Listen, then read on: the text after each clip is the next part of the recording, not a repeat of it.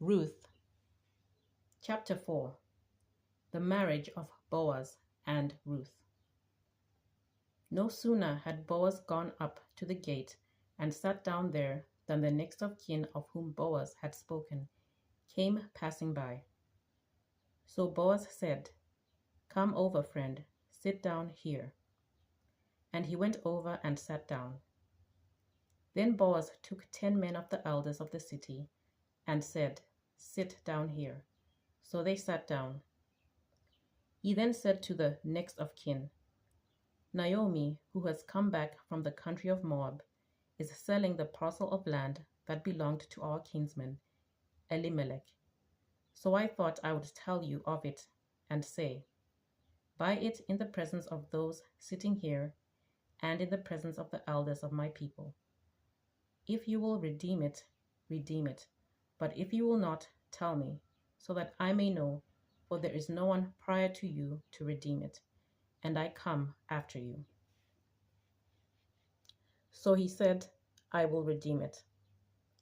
Then Boaz said, "The day you acquire the field from the hand of Naomi, you are also acquiring Ruth, the Moabite, the widow of the dead man, to maintain the dead man's name on his inheritance." At this, the next of kin said, "I cannot redeem it for myself without damaging my own inheritance. Take my right of redemption yourself, for I cannot redeem it." Now this was the custom in former times in Israel concerning redeeming and exchanging.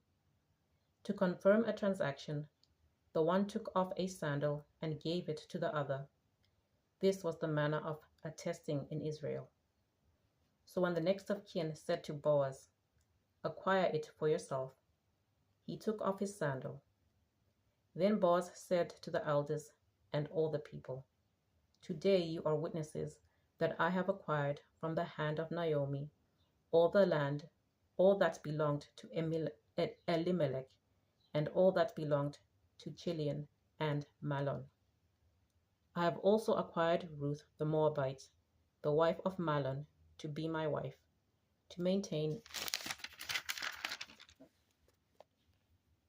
the dead man's name on his inheritance, in order that the name of the dead may not be cut off from his kindred and from the gate of his native place.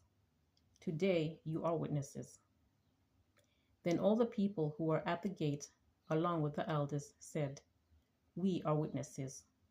May the Lord make the woman who is coming into your house like Rachel and Leah, who together built up the house of Israel.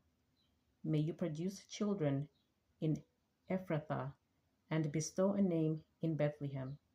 And through the children that the Lord will give you by this young woman, may your house be like the house of Perez, whom Tamar bore to Judah." The genealogy of David. So Boaz took Ruth, and she became his wife. When they came together, the Lord made her conceive, and she bore a son. Then the women said to Naomi, "Blessed be the Lord, who has not left you this day without next of kin, and may his name be renowned in Israel. He shall be to you a restorer of life and a nourisher of your old age. For your daughter-in-law, who loves you, who is more to you than 7 sons, has borne him." Then Naomi took the child and laid him in her bosom, and became his nurse. The women of the neighborhood gave him a name, saying, "A son has been born to Naomi." They named him Obed. He became the father of Jesse, the father of David. Now these are the descendants of Perez. Perez became the father of Hezron, Hezron of Ram, Ram of Amminadab, Amminadab of Nahshon, Nahshon of Salmon, Salmon of Boaz, Boaz of Obed, Obed of Jesse, and Jesse of David.